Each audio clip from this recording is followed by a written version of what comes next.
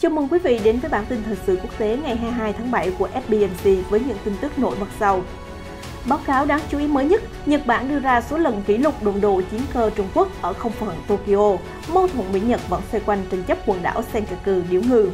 Trong lúc đó, bất chấp Trung Quốc đã vạch lằn ranh đỏ về Đài Loan với Mỹ và các đồng minh, nhưng có vẻ như nhiều nước vẫn chưa xem màu đỏ của lằn ranh rõ ràng lắm. Trong thông điệp răn đe hay cảnh cáo, động thái mới nhất, Thượng nghị sĩ Mỹ vừa đề xuất lập hợp tác quốc phòng Mỹ-Đài Loan. Trở lại với các sự vụ tấn công mạng, Trung Quốc tố ngược Mỹ là đế chế hacker tấn công hàng nghìn máy chủ ở Bắc Kinh. Cơn bão ăn miếng trả miếng ở mặt trận mới chính thức bắt đầu từ đây. Cũng liên quan đến các vụ tấn công mạng, tin tặc Anh 22 tuổi sa lưới sau khi đánh cắp hàng loạt tài khoản người nổi tiếng. Ở một diễn biến khác, Nga vẫn hợp tác chặt với quân đội Myanmar bất chấp phản đối từ nhiều nước. Nga khoe tiếp xuất xưởng các chiến cơ thế hệ mới cho thị trường thế giới. Về tình hình Covid-19 trên thế giới, thị trưởng New York tuyên bố phải tiêm chủng hoặc xét nghiệm Covid hàng tuần. Trong một thông tin đáng chú ý, số người mất tích vẫn không thể xác định sau mưa lũ kỷ lục tại Đức. Những diễn biến mới nhất trên toàn cầu ngày 22 tháng 7 sẽ được cập nhật ngay sau đây.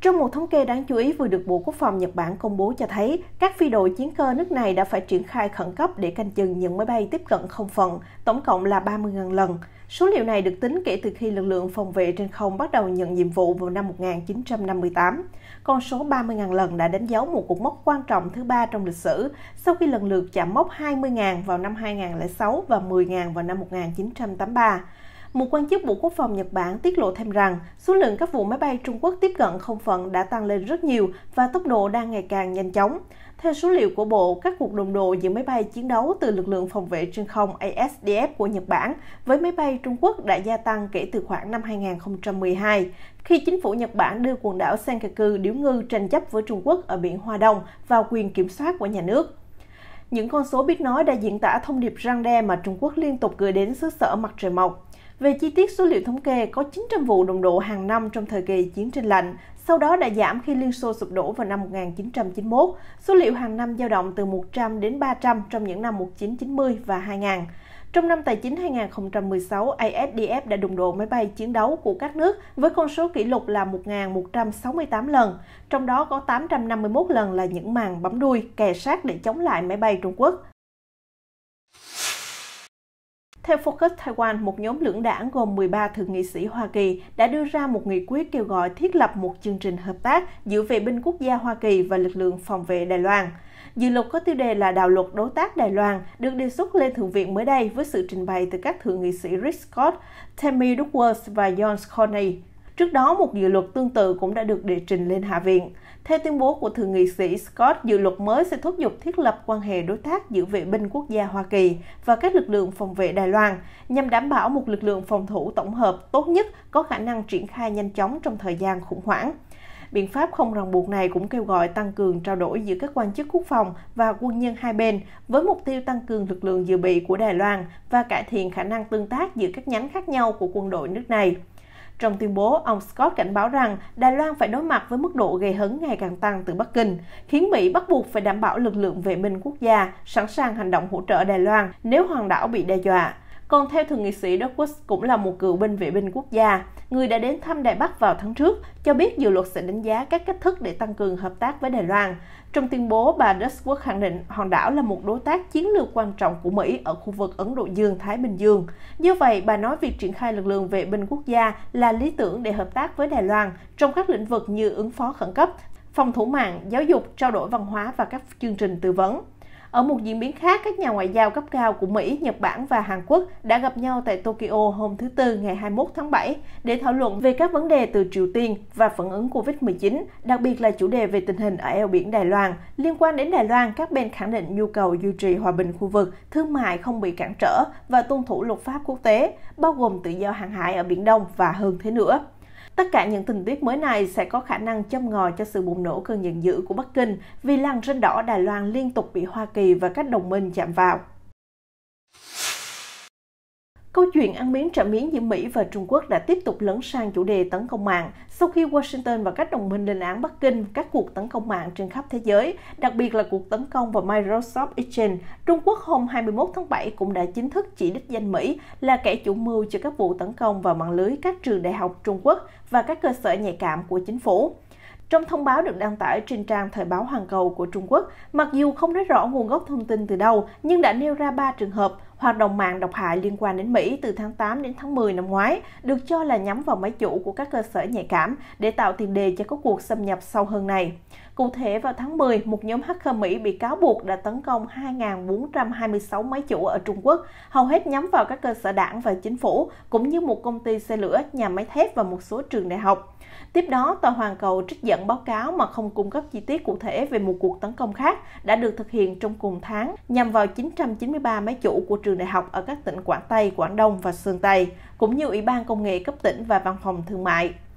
Nguồn cơn cho sự việc ồn ào bắt đầu từ khi Anh, Úc, Canada, New Zealand, Liên minh châu Âu và NATO đã cùng với Hoa Kỳ lên án việc nhà nước Trung Quốc hậu thuẫn cho các tin tặc tung hoành trên thế giới. Bộ Tư pháp Hoa Kỳ cũng tuyên bố hôm thứ Ba ngày 20 tháng 7 rằng đã truy tố 4 công dân Trung Quốc bị cáo buộc thực hiện các cuộc tấn công mạng ở 12 quốc gia. Bắc Kinh đã tức giận đáp trả lần lượt từng đại sứ quán Trung Quốc tại Na Uy, Anh, Canada, New Zealand, Nhật Bản và EU, gọi các cáo buộc là vô căn cứ. Không những vậy, phái đoàn Trung Quốc tại EU không nêu tên Mỹ, nhưng cho biết một quốc gia nào đó ở phương Tây từ lâu đã tiến hành hoạt động nghe trộm quy mô lớn, ngay cả đối với đồng minh của mình. Đại sứ quán của Trung Quốc tại Canada còn quyết liệt hơn khi chỉ thẳng tay vào chính phủ Hoa Kỳ đã vi phạm luật pháp quốc tế và các chuẩn mực cơ bản trong quan hệ quốc tế bằng cách thực hiện hành vi trộm cắp mạng, nghe lén và giám sát quy mô lớn, có tổ chức và bừa bãi nhắm vào các chính phủ nước ngoài, doanh nghiệp và cá nhân, kể cả các đồng minh. Tuyên bố đăng trên mạng web của Đại sứ quán Trung Quốc tại Canada có đoạn viết: Hoa Kỳ là đế chế hacker lớn nhất thế giới. Trung Quốc cũng là một nạn nhân nghiêm trọng của hành vi trộm cắp, nghe lén và giám sát mạng của Mỹ. Do vậy, Mỹ và phương Tây không có quyền nói các nước khác liên quan đến an ninh mạng. Cũng liên quan đến các vụ tấn công mạng gây chấn động, sự kiện đáng chú ý tiếp theo là cuộc tấn công nhằm vào các tài khoản Twitter của hàng loạt người nổi tiếng hồi tháng 7 năm 2020. Bộ Tư pháp Hoa Kỳ cho biết một công dân Anh 22 tuổi đã bị bắt ở Tây Ban Nha hôm thứ Tư, ngày 21 tháng 7 vì liên quan đến vụ tấn công mạng này.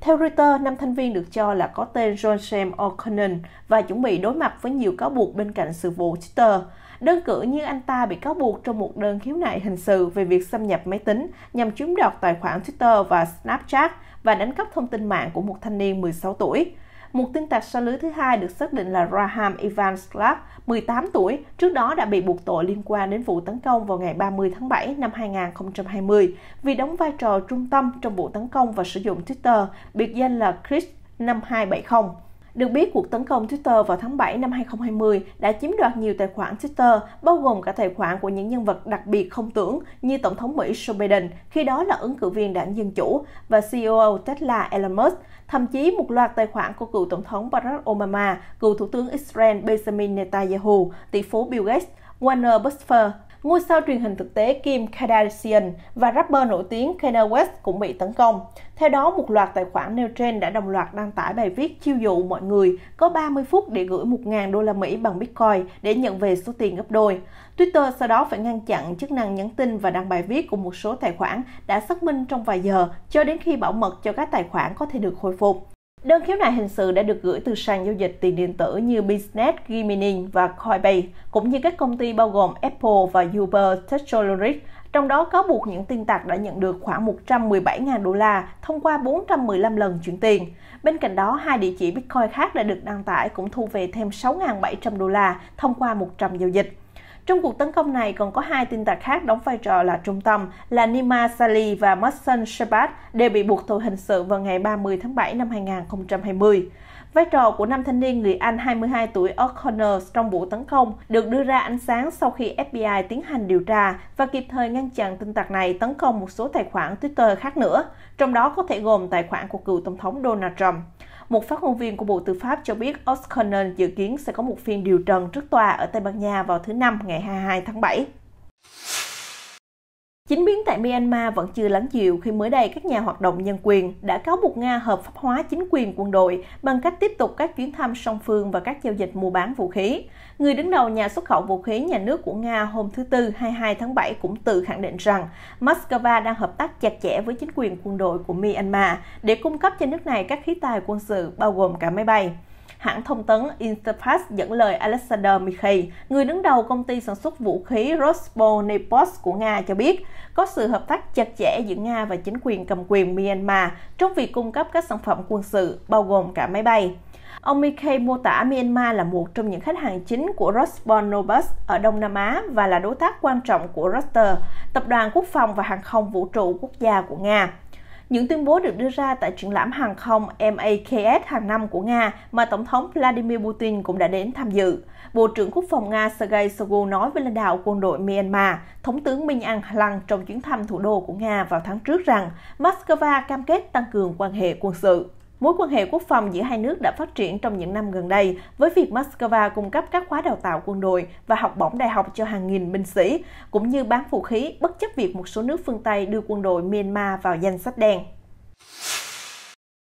Cũng tại cuộc triển lãm hàng không quốc tế MAKS 2021 hôm thứ Tư ngày 21 tháng 7 vừa qua, Nga đã chuyển giao máy bay vận tải quân sự Ilyushin Il-112VE mới nhất cho thị trường hàng không thế giới. Giám đốc cơ quan hợp tác kỹ thuật quân sự Liên bang Nga Dmitry Sugevy nói với hãng tin TASS rằng, trong 2 năm qua, các nhà sản xuất máy bay Nga đã chuyển giao máy bay chiến đấu đa năng Su-57E, máy bay vận tải quân sự AL-76MD-90A, máy bay tiếp dầu trên không AL-78MK-90A và máy bay vận tải quân sự hạng nhẹ AL-112VE ra thị trường vũ khí thế giới.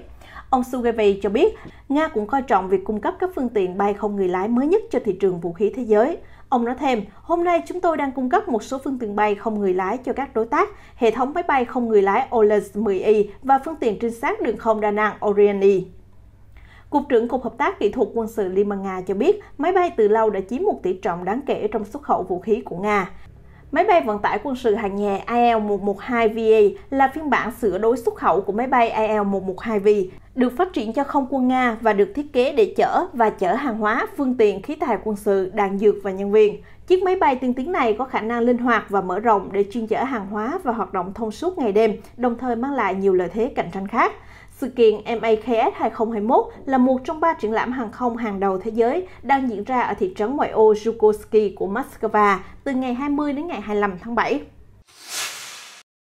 Chuyển sang một thông tin về tình hình dịch Covid-19 trên thế giới. Tại Mỹ, tỷ lệ tiêm chủng vaccine của nước này đang bị đình trệ khi tính đến đầu tháng 7, chỉ có 54,9 người Mỹ đã tiêm ít nhất một liều vaccine và 47,3% tiêm đủ liều, hoàn toàn trượt khỏi mục tiêu chủng ngừa 70% dân số mà chính quyền ông Biden đã đặt ra. Chính vì vậy, đã có nhiều biện pháp được đưa ra để khuyến khích tiêm vaccine trong bối cảnh lo ngại về sự gia tăng nhanh chóng của các trường hợp coronavirus. Hôm thứ Tư ngày 21 tháng 7, thị trưởng thành phố New York, ông Bill de Blasio đã thông báo rằng thành phố sẽ tiếp tục yêu cầu nhân viên y tế thành phố tiêm vaccine hoặc phải xét nghiệm COVID-19 hàng tuần. Phát biểu từ tòa thị chính New York, ông de Blasio cho biết chính sách sẽ bắt đầu vào ngày 2 tháng 8. Mỗi nhân viên đều có quyền lựa chọn, trong đó tốt nhất là chủng ngừa hoặc nếu không, sẽ phải kiểm tra COVID-19 hàng tuần và bất cứ lúc nào bạn có thể quyết định này, tôi đã sẵn sàng để tiêm chủng. Sau đó bạn không cần phải kiểm tra hàng tuần nữa. Đây là nỗ lực nhằm giữ an toàn cho mọi người và ngăn chặn biến thể Delta. Nếu chúng tôi muốn đánh bại Covid một lần nữa và mãi mãi, chúng tôi phải dừng biến thể Delta. Tuy vậy, ông de Blasio không có kế hoạch phát triển lại quy định đeo khẩu trang. Với lập trường xem vaccine là vũ khí, New York đã cố gắng thúc đẩy tỷ lệ tiêm chủng với hơn 58% dân số ở New York đã tiêm ít nhất một liều và đây là thành quả tốt để ngăn ngừa sự lây lan của Covid-19. Sau cơn mưa lũ kỷ lục tại Đức, giờ là lúc chính quyền và người dân dọn dẹp lại những cảnh tượng đổ nát và tàn thương. Hơn 170 người chết và hàng nghìn người mất tích trong trận lũ lụt tuần trước, khiến trận mưa lũ trong tháng 7 năm nay thành thảm họa thiên nhiên tồi tệ nhất của Đức trong hơn nửa thế kỷ. Một cuộc thăm dò cho thấy nhiều người Đức cảm thấy các nhà hoạch định chính sách đã không làm đủ để bảo vệ họ. Sabine Lenker, giám đốc cơ quan liên bang về cứu trợ kỹ thuật, nói rằng họ vẫn đang tìm kiếm những người mất tích khi họ dọn đường và bơm nước từ các tầng hầm, nhưng bất kỳ nạn nhân nào được tìm thấy bây giờ đều có khả năng đã chết. Hans Watchendor, chỉ huy cảnh sát điều hành đội khủng hoảng ở Awili, nơi chứng kiến số thương vong ngất ngưỡng, cho biết họ vẫn không biết chính xác có bao nhiêu người mất tích, nhưng ước lượng còn khoảng 155 người. Tại vùng nông thôn Esfeld, phóng viên Reuters ghi nhận những người dân ở đây đã xuất hiện tại các ngôi nhà đổ nát như những bóng ma và tìm kiếm xem những người xung quanh có ai còn sống hay không. Tại quận Aguilas, trong đó có Innsbruck, 123 người đã chết. Để cứu trợ ngay lập tức, chính phủ liên bang ban đầu sẽ cung cấp viện trợ khẩn cấp lên tới 200 triệu euro. Và Bộ trưởng Tài chính Olaf Scholz cho biết sẽ cung cấp thêm quỹ nếu cần. Ông cảnh báo về sự nguy hiểm của việc người dân lấy nước từ sông để bù đắp cho việc thiếu nước ngọt trong hệ thống vệ sinh. Thông tin vừa rồi đã kết thúc bản tin thời sự quốc tế hôm nay. Cảm ơn quý khán giả đã theo dõi. Hẹn gặp lại quý vị trong những bản tin tiếp theo với những tin tức nóng nhất trên chính trường thế giới.